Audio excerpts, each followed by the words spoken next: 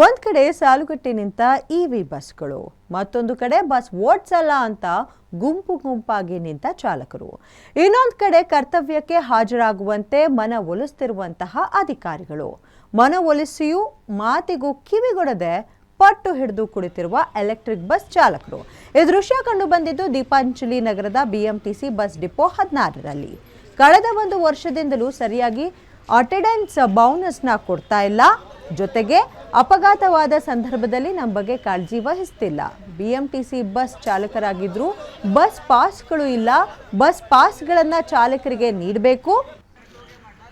PF ಹಣದ ಲೆಕ್ಕ ಸರಿಯಾಗಿ ಇಲ್ಲ, ಅದನ್ನ ಪಾರದರ್ಶಕ ಮಾಡಲೇಬೇಕು. ಹೀಗೆ ಅನೇಕ ಬೇಡಿಕೆಗಳನ್ನು ಟೆಂಡರ್ ಪಡೆದ ಸಂಸ್ಥೆ ಈಡೇರಿಸ್ತಿಲ್ಲ ಅಂತ ಹೇಳಿ ಇಂದು ಇವಿ ಬಸ್ ಚಾಲಕರು ಬಸ್ ನಿಲ್ಲಿಸಿ ಪ್ರತಿಭಟನೆ ಮಾಡಿದ್ರು. ಬೆಳಗ್ಗೆಯಿಂದಾನೇ ಡಿಪೋ 16ರಲ್ಲಿ ಕಾರ್ಯಾಚರಣೆ ಸ್ತಬ್ಧವಾಗಿತ್ತು. ಇನ್ನು ದೀಪಾಂಜಲಿ ನಗರ ಇವಿ ಬಸ್ ಡಿಪೋದಲ್ಲಿ ಚಾಲಕರು ಬಸ್ ಹತ್ತದೇ ಮಾಡಿದ ಪ್ರತಿಭಟನೆಯಿಂದಾಗಿ 200ಕ್ಕೂ ಹೆಚ್ಚು ಬಸ್ಗಳ ಕಾರ್ಯಾಚರಣೆ ಬಂದ್ ಆಗಿತ್ತು.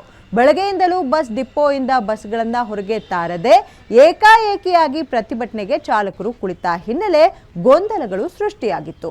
ಅಧಿಕಾರಿಗಳು ಡಿಪೋ 16 ಕಾರ್ಯಾಚರಣೆ ಮಾಡೋದು ಹೇಗೆ ಅನ್ನೋ ಸಂಕಷ್ಟಕ್ಕೆ ಸಿಲುಕಿದ್ರು.